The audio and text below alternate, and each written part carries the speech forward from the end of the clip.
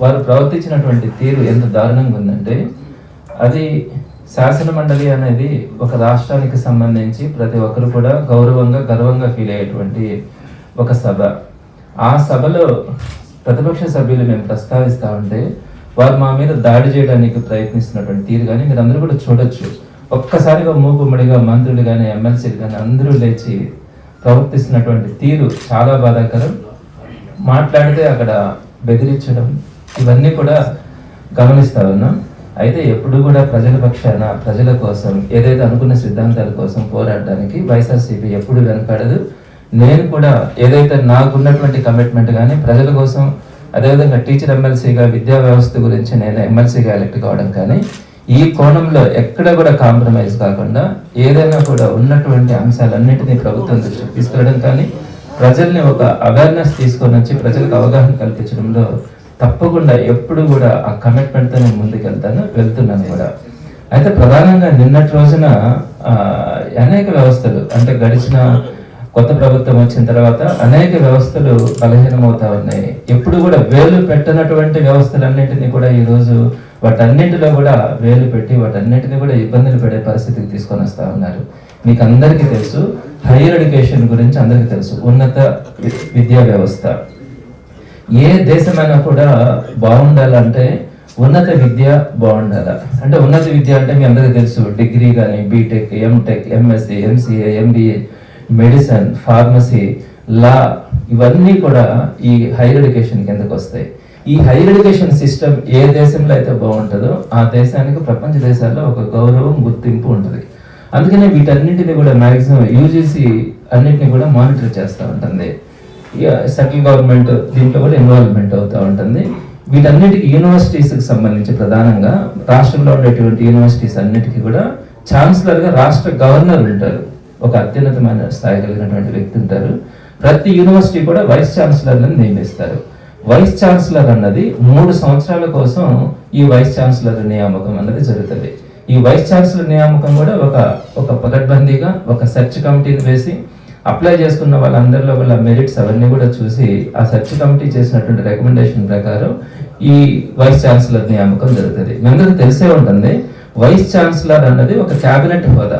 అటువంటి హోదా కలిగినటువంటి వారందరూ కూడా సమాజంలో ఉన్నటువంటి ప్రతి ఒక్కరు కూడా ఇంక్లూడింగ్ సీఎం కూడా వైస్ ఛాన్సలర్ని గౌరవించే స్థాయి మొదటి నుంచి కూడా ఏ రాష్ట్రంలోనైనా ఎక్కడైనా కూడా ఉంది. అలాంటి ఒక ఉన్నతమైనటువంటి ఉన్నత విద్యా వ్యవస్థకు సంబంధించి అందులో కూడా యూనివర్సిటీలకు సంబంధించినటువంటి వైస్ ఛాన్సలర్ల నియామకం వాటి గురించి ఒక సంభాషణ నిన్న శాసన మండలిలో ప్రారంభమైంది. దాంట్లో నేను చెప్పినటువంటి పాయింట్ ఏంటంటే మొత్తం 19 మంది వైస్ ఛాన్సలర్లు ఉంటే వాళ్ళల్లో 17 మంది వైస్ ఛాన్సలర్లు, అందరూ కూడా బాగా దీన్ని క్యాచ్ చేయగలగాలి.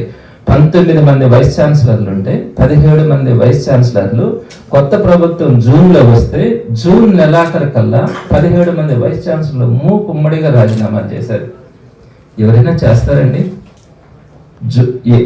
జనవరి నెలలో వైస్ ఛాన్సలర్స్ నియామకం జరిగింది, డిసెంబర్లో కొంతమంది జరిగింది.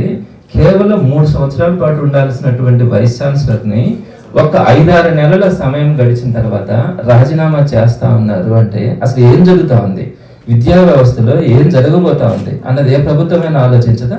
ఈ విషయం గురించి నేను డిస్కషన్ జరిగింది. అంటే వైస్ ఛాన్సలర్లు రాజీనామా చేస్తున్నారు. 17 దేశంలో ఎక్కడ కూడా ఏ రాష్ట్రంలో కూడా మన రాష్ట్రంతో సహా ఏ రాష్ట్రంలో కూడా ఈ విధంగా ప్రభుత్వాలు మారగానే కొత్త ప్రభుత్వాలు ఇటు జోలికి వెళ్ళవు. అట్లాంటిది మన రాష్ట్రంలో ఈ కొత్త ప్రభుత్వం వచ్చిన వెంటనే 17 మంది వైస్ ఛాన్సలర్స్ రాజీనామా చేస్తున్నారు. వీరందరినీ కూడా బెదిరించి రాజీనామాలు చేయించినారు అని చెప్పే సందర్భంలో విద్యాశాఖ మంత్రి పైకి లేచి ఛాలెంజ్ చేస్తున్నాను అని చెప్పి ఆయన మాట్లాడారు. మీ దగ్గర ఏదైనా ఆధారాలు ఉంటే నాకు ఇవ్వండి, నేను జ్యుడిషియల్ ఎంక్వైరీ చేస్తానని చెప్పి ఆయన మాట్లాడడం. ఆయన మాట్లాడుతున్నప్పుడు మిగతా మంత్రులు కానీ ఎమ్మెల్సీలు కానీ అంతా కూడా మూకుమ్మడిగా దాడి చేయడానికి వారు ప్రవర్తించినటువంటి తీరు కూడా అందరూ కూడా చూస్తూ ఉంటారు. మేము మాట్లాడబోతా అంటే మా దగ్గర ఆధారాలు ఉన్నాయి, మేము చూపిస్తామంటే మా మైకులు కట్ చేయడం, మమ్మల్ని చూపించకపోవడం, మేము చెప్పేది వినకపోవడం, అప్పటికి ప్రయత్నించి కొంత అయినా చూపించగలుగుతా ఉన్నా కూడా వారు అడుగునా కూడా అడ్డుకోవడం, దాడి చేయడం కూడా జరుగుతూ ఉంది. దీనికి సంబంధించినటువంటి ఎవిడెన్సెస్ నేను మీ ద్వారా ఆంధ్ర రాష్ట్ర ప్రజలందరికీ కూడా ఇవ్వాలనుకుంటా ఉన్నాను. ఫస్ట్ పాయింట్ నేనేమంటానంటే, ఆయన చెప్పినటువంటిది మీ దగ్గర ఏదైనా బెదిరించినట్టుగా భయపెట్టినట్టుగా ఎవిడెన్సెస్ ఉంటే నాకు ఇవ్వండి అని చెప్పి అన్నారు. దీనికి నేను ఫస్ట్ పాయింట్ ఏం చెప్తా ఉన్నానంటే, రాష్ట్రంలో సుమారుగా 19 మంది ఉంటే 17 మంది వైస్ ఛాన్సలర్స్ ఒకేసారి 3 or 4 days జూన్ 28 నుంచి జూన్ నెలాఖరు లోపల 31 తేదీ లోపల ఆ 3 రోజుల లోపలనే 17 మంది వైస్ ఛాన్సలర్స్ వరుసగా రాజీనామా చేసినప్పుడు ఒక విద్యాశాఖ మంత్రిగా కానీ లేదా అవసరమైతే ముఖ్యమంత్రి గారు కానీ ఇన్వాల్వ్ అయ్యి ఎందుకు వీళ్ళు రాజీనామా చేస్తా ఉన్నారు? ఎప్పుడు లేదా ఇట్లాంటి సంస్కృతి? యూనివర్సిటీ వైస్ ఛాన్సలర్లు అంటే రాష్ట్రానికి కానీ సమాజానికి కానీ ఒక గౌరవం ఉంటుంది. అలాంటిది ఇంతమంది మూకుమ్మడిగా చేస్తా ఉన్నారంటే ఏం జరుగుతా ఉంది తెలుసుకొని ఒక ఎంక్వైరీ వేయాల్సిన అవసరం లేదా? సరే, మీకు తెలుసు కాబట్టి మీరు ఎంక్వైరీ వేయాల, ఏం జరిగింది? నేను దాని గురించి మీకు వివరాలన్నీ కూడా చెప్తాను. ఈ 17 మంది రాజీనామాలు చేశారు కదా, ఈ 17 మంది రాజీనామాలు ఏ విధంగా చేస్తున్నారు మీ అందరూ కూడా చూసి ఉంటారు. ఈ రాజీనామాలని ఒకటి ఎగ్జాంపుల్గా నేను చెప్తా ఉన్నాను. ఏం రాశారు ఆ రాజీనామాలలో? First point, with reference to above as per oral directions of the chairman AP state council of higher education Tadepalli and the government of AP, I hereby submit my resignation as vice chancellor అని రాశారు. అంటే government ఇచ్చినటువంటి ఆదేశాలు, అలానే AP state council higher education chairman ఇచ్చినటువంటి oral instructions ద్వారా నేను రాజీనామా చేస్తా ఉన్నాను అని చెప్పి వైస్ ఛాన్సలర్స్ రాజీనామాలు పంపిస్తే ఈ మొట్టమొదటి పదం చదివినప్పుడు మీకు బాధ అనిపించలేదా? వాళ్ళు వైస్ ఛాన్సలర్స్ గా ఉన్నారు, వారిని మనం డిస్టర్బ్ చేయకూడదు అనే అంశం మీకు అర్థం కాలేదా? స్పష్టంగా ఇక్కడ ఉంది, గవర్నమెంట్ ఇన్స్ట్రక్షన్స్ ప్రకారం chairman AP state council higher education యొక్క ఓరల్ ఇన్స్ట్రక్షన్స్ ప్రకారం నేను రాజీనామా చేస్తున్నానని మీకు పంపించినప్పుడు, ఈ రాజీనామాలు మీ దగ్గర ఉన్నప్పుడు మీకు కనపడలేదా? ఆ రాజీనామాల్లో ఈ విధంగా మనం బెదిరించినట్టుగా స్పష్టంగా ఇక్కడ కనపడతా ఉంది.